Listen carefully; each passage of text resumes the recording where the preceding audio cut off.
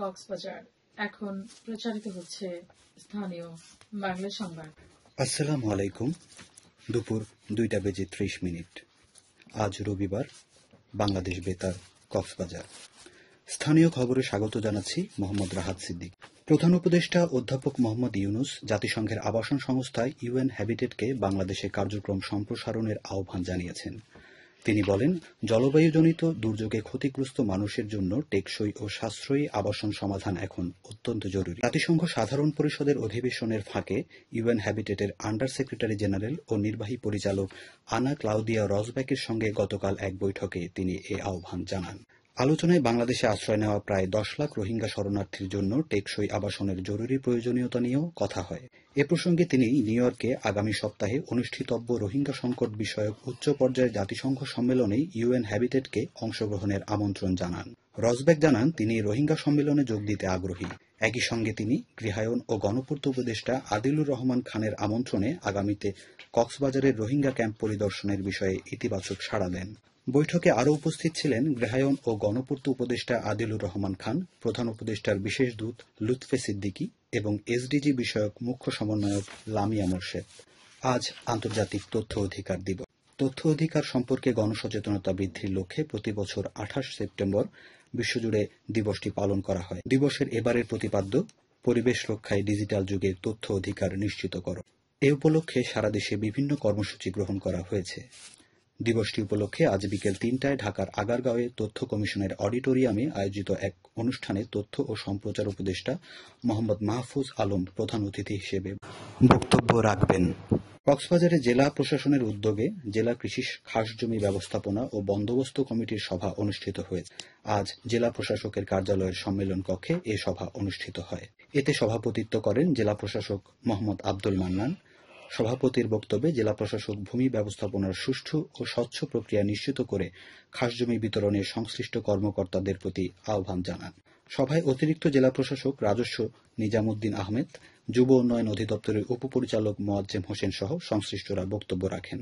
এ সময় উপজেলা সহকারী কমিশনার ভূমি সহ সরকারি বিভিন্ন দপ্তরের কর্মকর্তা উপস্থিত ছিলেন। সভায় সরকারি নীতিমালা অনুযায়ী কৃষি খাস জমি বরাদ্দ কর্মসূচি যথাযথভাবে বাস্তবায়ন, পর্যবেক্ষণ, স্বচ্ছতার মাধ্যমে বণ্টন প্রক্রিয়া সহ বিভিন্ন বিষয়ে আলোচনা করা হয়। 2013 সালের শিশু আইনের বিদ্যমান অসঙ্গতি, সংশয় ও বিভ্রান্তি দূর করে শিশুবান্ধব শিশু আইন প্রণয়নে আইন কমিশন কাজ করছে। এ আইন হবে জাতিসংঘের সনদের সাথে সঙ্গতিপূর্ণ। গতকাল জেলা ও দায়রা আদালতের সম্মেলন কক্ষে আইন কমিশনের উদ্যোগে আয়োজিত শিশু আইন 2013 সংশয়, বিভ্রান্তি ও অসঙ্গতি শীর্ষক এক সেমিনারে সভাপতির বক্তব্যে আইন কমিশনের চেয়ারম্যান বিচারপতি জিনাত আরা এ কথা বলেন। তিনি আরও বলেন, কক্সবাজার সহ আঞ্চলিক পর্যায়ে অভিজ্ঞজনদের গুরুত্বপূর্ণ মতামতগুলো একত্রিত করে সক্রিয়ভাবে বিবেচনা করা হবে এবং এ বিষয়ে একটি জাতীয় সেমিনারের মাধ্যমে তা চূড়ান্ত করা হবে।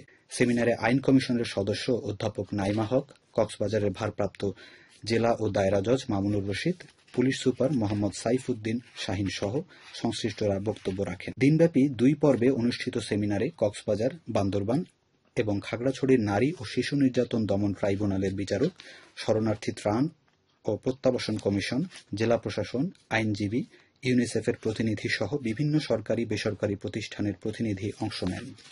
উখিয়ায় আমন চাষাবাদে রোগবালাই দমনে পাচিং পদ্ধতি বেশ জনপ্রিয় হয়ে উঠছে। কীটনাশক ও রাসায়নিক পদার্থ ব্যবহার না করেই কম খরচে জৈবিক উপায়ে সহজে এ পদ্ধতি ব্যবহার করছেন কৃষকরা।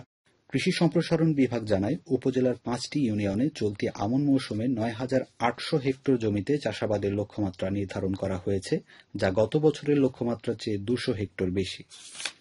স্থানীয় কৃষকরা জানান, গাছের ডাল অথবা বাঁশের ছোট ছোট খুঁটি দিয়ে পাচিং পদ্ধতি ব্যবহার করা। পশু পাখি সেখানে বসে পোকামাকড় খেয়ে ফেলে, ফলে ধান চাষে পোকামাকড়ের আক্রমণ ও রোগবালাই কম হয়। উপজেলা কৃষি সম্প্রসারণ বিভাগের উপসহকারী প্রকৌশলী মোস্তাক আহমদ জানান, কৃষিতে সহজে রোগবালাই দমনে পাচিং পদ্ধতি ব্যবহারে আগ্রহ বাড়ছে কৃষকদের। আবহাওয়া আগামীকাল দুপুর 12টা পর্যন্ত 24 ঘন্টার পূর্বাভাসে বলা হয়েছে, আকাশ অস্থায়ীভাবে মেঘলা থেকে মেঘাচ্ছন্ন থাকতে পারে। সেই সাথে কিছু কিছু জায়গায় অস্থায়ীভাবে দমকা হাওয়া সহ বজ্রসহ বৃষ্টি হতে পারে। কক্সবাজারের সমুদ্র বন্দরের জন্য কোনো সংকেত নেই। আগামী 24 ঘন্টায় দিন ও রাতের তাপমাত্রা প্রায় অপরিবর্তিত থাকতে পারে। আজ সূর্যাস্ত যাবে সন্ধ্যা 5:43 আগামীকাল সূর্যোদয় হবে ভোর 5:43। আজকের সর্বনিম্ন তাপমাত্রা ছিল 25.5 ডিগ্রি সেলসিয়াস এবং সর্বোচ্চ তাপমাত্রা ছিল 33 ডিগ্রি সেলসিয়াস। এখন জানিয়ে দিচ্ছি বাঁকখালী নদীর মোহনা ও সংলগ্ন এলাকার সামুদ্রিক জোয়ার ভাটার সময়সূচি। আজ ভাটা শুরু হয়েছে দুপুর 1:51, চলবে রাত 7:49 পর্যন্ত। জোয়ার শুরু হবে রাত 7:49, চলবে রাত 2:19 পর্যন্ত। পুনরায় ভাটা শুরু হবে রাত 2:19, চলবে আগামীকাল সকাল 8:34 পর্যন্ত। খবর শেষ হলো। আমাদের পরবর্তী খবর প্রচারিত হবে আজ বিকেল 4:30 ইংরেজিতে।